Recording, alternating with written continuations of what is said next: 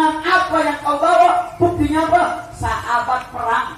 Sahabat menjadikan tubuhnya menjadi fida buat tubuhnya Rasulullah sallallahu alaihi wasallam. Sallallahu. Nabi saudara, sahabat nanya macam itu, apa jawab Nabi saudara? Nabi menjawab, "Faqal wa ma tadri anna qulubal khalaiq baina usbu'ain min asabi'illah." Nabi yang jawab, "Maka kau enggak tahu. Inna qulubal khalaiq, hatinya makhluk itu ada di antara daripada ketetapan Allah Subhanahu wa ta'ala." Artinya apa? Jangan pernah merasa diri aman daripada makar Allah, daripada ujian Allah. Kira-kira jelas atau tidak?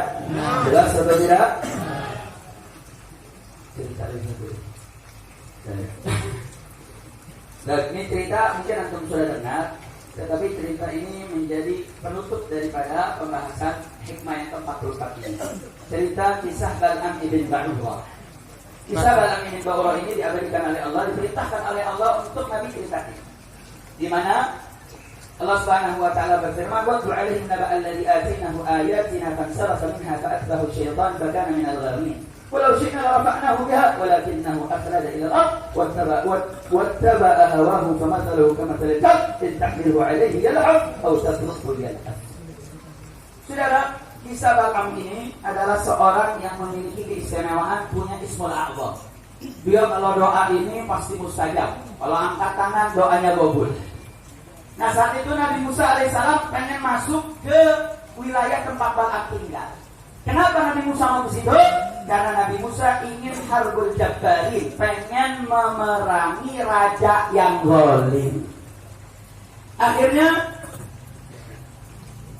di mana ini dapat kabar, oh Nabi Musa sama pasukan Bani Israel sudah siap untuk menuju tempat daripada di mana kabilah Bal'am ini berada, saudara. Akhirnya masyarakat saat itu merasa ini menjadi satu yang mengkhawatirkan. Sedangkan Nabi Musa ini orang yang gagah berani, dia punya pasukan luar biasa, dikala Nabi Musa sudah mengalahkan daripada musuh-musuhnya. Singkat cerita, mereka masyarakat mengatakan nak lapor kepada Bal'am. Bal'am, kami ini adakan datang namanya Musa dengan bala tentaranya. Kita ini bakal diusir, kita ini bakal dikeluarin lah dari kota kita. Anda ini kan orang yang dakwahnya mustajab.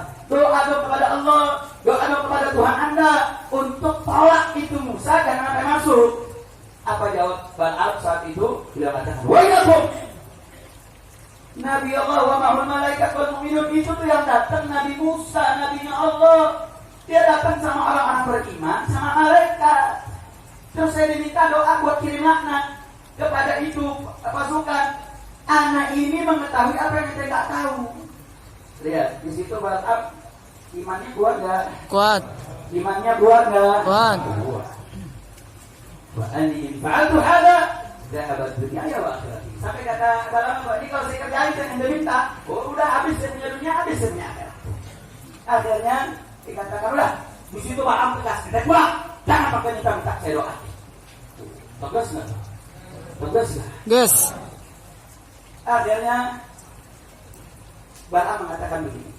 Ya udah, sebelum pulang saya ingin sampaikan, saya ini kalau melakukan sesuatu mesti diperintah sama Allah. Saya akan doa sebelum saya diperintah di dalam mimpi saya. Andar kata saya di mimpi nanti disuruh doa, saya bakal doa. Udah mulai goyang dikit, udah? Betul? Akhirnya udah, di malam ternyata mimpinya apa? La tadu alaihi. Perintah dalam mimpi, jangan kau doa laknat kepada Nabi Musa dan rombongan. Akhirnya besok dikasih tahu, sini kumpul semua. Saya mau kasih tahu, saya diperintahkan jangan doa buruk kepada Nabi Musa dan kelompoknya, maka saya tidak akan melakukan sesuatu kecuali apa yang diperintahkan. Saya diperintahkan untuk tidak mendoakan. Akhirnya ini masyarakat Bal'am ini tidak patah arang. Fa'ahdau ilaihi hadiah, mulai ngasih hadiah. Musa mulai dikasih hadiah, diterima oleh Bal'am. Akhirnya Bal'am mulai, ya udah. Kalau gitu, bentar nih, saya coba mau mengujuk lagi. Kali ada perintah baru. Soalnya kemarin bilangnya jangan mimpi yang dua dibolehin. Karena udah dapat hadiah.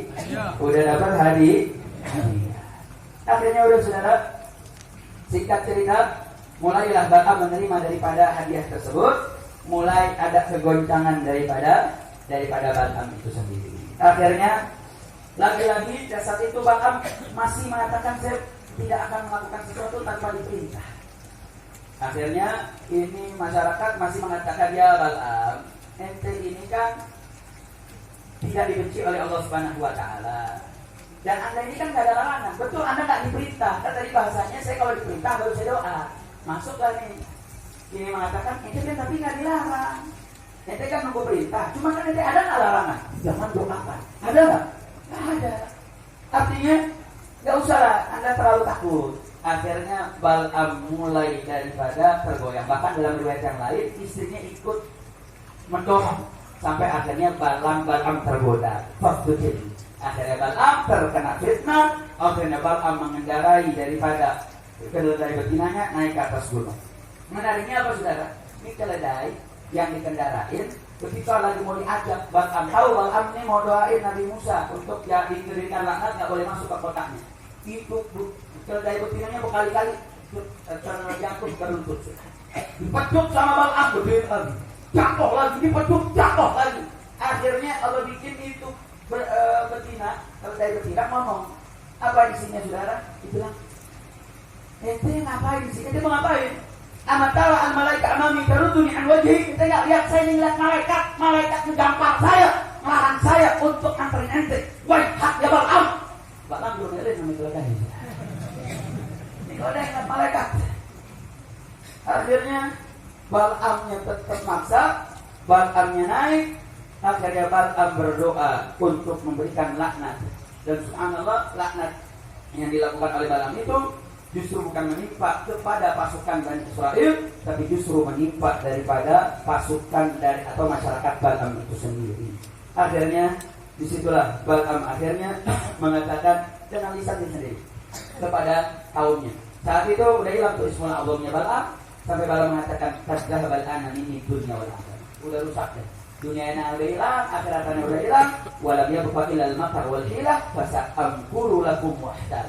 Saat itu udah nih, ini udah hancur-hancuran ini. Aneh rusak, jangan aneh doang yang rusak. Aneh bakal rusak juga aneh punya rakyat. Udah dibuat saya, ayo kumpulin perempuan-perempuan cantik ini. Pakein tuh senjata-senjata. Sekarang kita langsung tempur dengan pasukan Nabi Musa.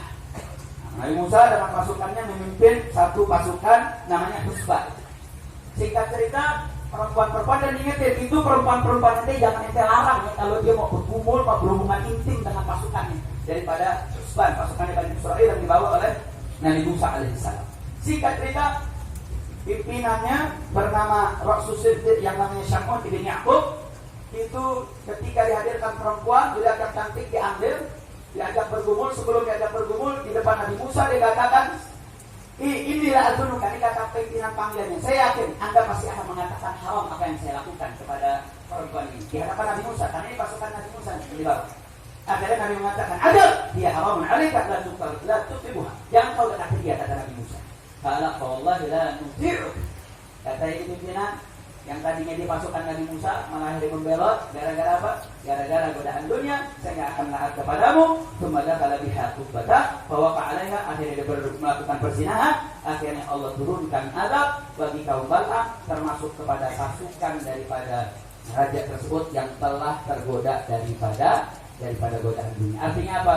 Setelah Bal'am bin Ba'urah yang punya ismul a'zam yang doanya mustajab, mendapatkan ujian dari Allah dan akhirnya tergelincir, maka jangan pernah kita merasa aman daripada makar Allah. Makanya sebagai penutup, ungkapan daripada Syekh Sidi mengatakan a'lamul amili, paling alimnya orang yang berilmu, man tazidu syiddatu khawfi minhu, yang bertambah rasa takutnya kepada Allah, wa idhamah i'tirazi an isyani, dan betul-betul menjauh daripada kemaksiatannya atas makrifat dan rahmat yang Allah berikan. Artinya makin banyak ilmu yang kita terima, makin banyak makrifat yang kita ketahui, harusnya semakin berbanding lurus dengan takut kita kepada Allah. Mudah-mudahan Allah berkahi kita semua. Mudah-mudahan kita dijauhkan dari segala bentuk hal-hal yang bisa membuat kita jauh dari Allah Subhanahu wa taala.